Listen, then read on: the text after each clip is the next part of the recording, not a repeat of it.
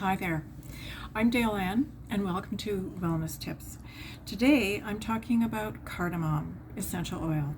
So this cardamom essential oil comes in a 5 ml bottle, and cardamom is not something that was on my radar much until the last couple of years.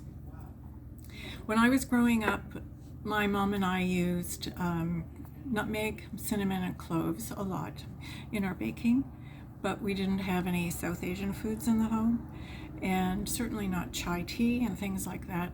So cardamom is not something that was in the house. But over the last few years, as I've eaten more of those foods, and I've just become more interested in cardamom. A couple of years ago, I was in a deli, and I came across some cardamom seed pods, if you can see that. And I also bought some ground cardamom. So this is a similar color to ginger, just a little different. And I brought them home, and I think I used the cardamom seed once or twice for making chai tea. And the ground cardamom, I might have used that once or twice. But when I found out about the cardamom essential oil, I really wanted to try this. With the spice essential oils, if you use 1 drop, that's equivalent to about 2 teaspoons of the ground spice. And I recently made a banana bread recipe that called for 1 drop of cardamom.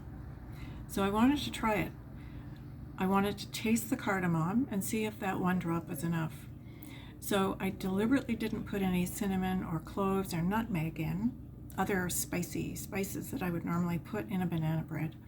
And I was really pleased with the cardamom taste in the banana bread. It was just right. So of course, when we put essential oils into a recipe, we have to be careful that it's not going to come out too fast, and then we're not going to get more drops than we want. So it's always a good idea to put it into a teaspoon first, and then put that into your batter. So other South Asian foods, it works really well in butter chicken and other dishes.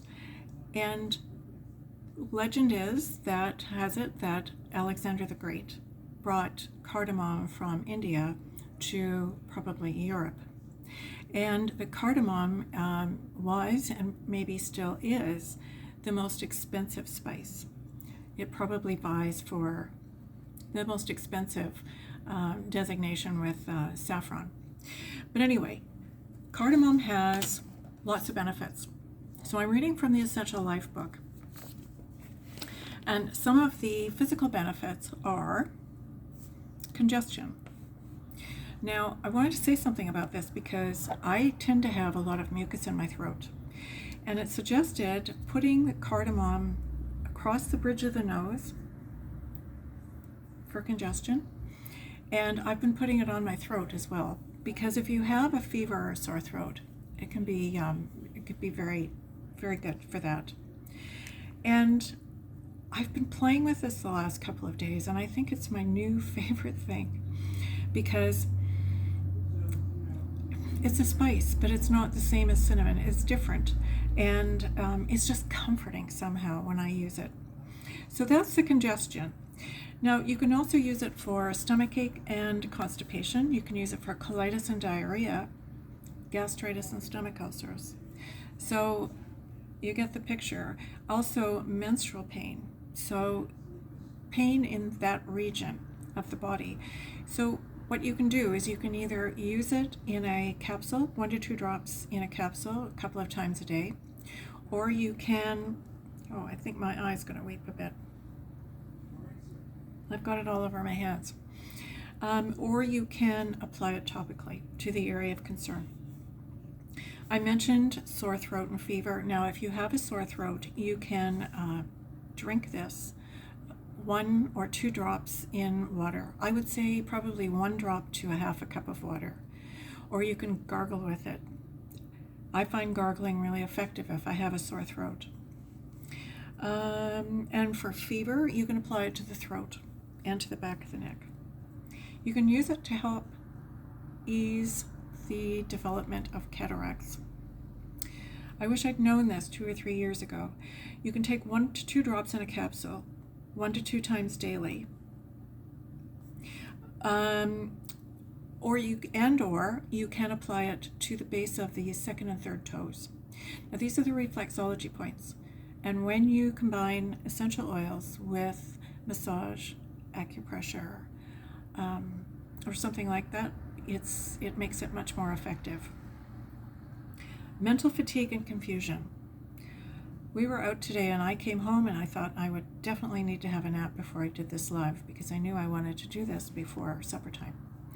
And I used the cardamom and I didn't need a nap. Just inhaling it and applying it to the bridge of my nose and across my sinuses was helpful. I notice this is coming back. It can also be used for pancreatitis and for bad breath. So for bad breath, you would just take it in a capsule, goes to your stomach. I think that sounds like a really good idea. And of course, we talked a bit about cooking. I'm sure you probably have some more ideas about how I can use cardamom in my cooking, and I'd really like to hear about that. And perhaps share your favorite recipes. So looking at the emotional benefits of cardamom, I just wanted to read you a little bit. I've got to put my light over here.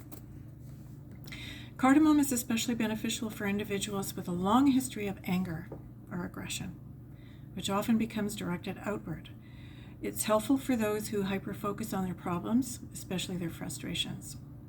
Perhaps you know somebody like this. Cardamom assists individuals in breaking down or digesting these intense emotions of frustration and anger by redirecting energy to the solar plexus, the center of responsibility. In this way, cardamom helps individuals let go of emotional distortions, which cause them to objectify other people and use them as inconveniences. Cardamom demands that individuals stop blaming others. It asks them to take personal ownership and responsibility for their feelings. As they do, they will feel more at peace, calm, and in control of themselves. Interesting. It's always fascinating to me that I started using these oils for physical benefits, and the emotional benefits and the spiritual benefits are have just been a source of revelation to me. So I'm not saying that I'm redirecting my anger outward, but that's just one example of how the oils can really support our limbic system, which is where memory and emotions are regulated. So when we inhale the oils, it goes to the olfactory bulb behind the bridge of the nose, which sends a message to the limbic system and helps to regulate our central nervous system. Taking a look at the gifts of essential oils, and this is a book that talks about the spiritual benefits of essential oils. It talks about seed oils possessing the essence of pure potentiality. So cardamom essential oil is steam distilled from those seeds, like I showed you. And when you think about it, seeds hold the start of creation inside, right? That's where things are created from. Cardamom seeds contain a fieriness, allowing your passions and what truly excites you to emerge. How often in life are you buried under obligations and tasks, neglecting what you yearn to do? Cardamom ignites your soul, pushing clutter and distraction away. It awakens you to the legacy that you were born to bestow upon the earth. Cardamom ensures that you devote the necessary attention to completing that mission. Cardamom also enhances the bonds between lovers, as his aphrodisiac qualities awaken sexual desire in the bedroom. And it says cardamom is the flamenco dancer of the aromatherapy kingdom. He awakens new levels of sensuality allowing you to explore and express the essential aspects of yourself. Cardamom invites you to relish the bliss of creating or recreating a relationship with your sensual self. And of course, that doesn't mean just in the bedroom. It can be moving and dancing and laughing and just having a good time and enjoying life. It also goes on to say that anyone who's experienced grief, pain, or anguish around their sexual or sensual energy through violation, abuse, or disempowerment can find comfort in using cardamom.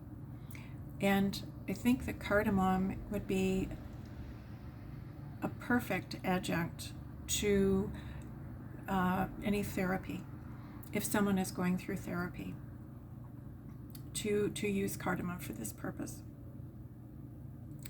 So it says, cardamom burns away these unhelpful tales that we've internalized about ourselves and our sensuality. He tenderly massages away these hurts and breathes a hymn of healing, reminding you of your magnificence and your light. I notice that this refers to cardamom as he a lot. And if I could read it again, I would say she. I'm not sure why the he. I know that the authors of this book are a man and a woman. So maybe there's a little bit more of a story there about why certain oils are he and certain oils are she. Anyway, I really enjoy this book. It has beautiful illustrations.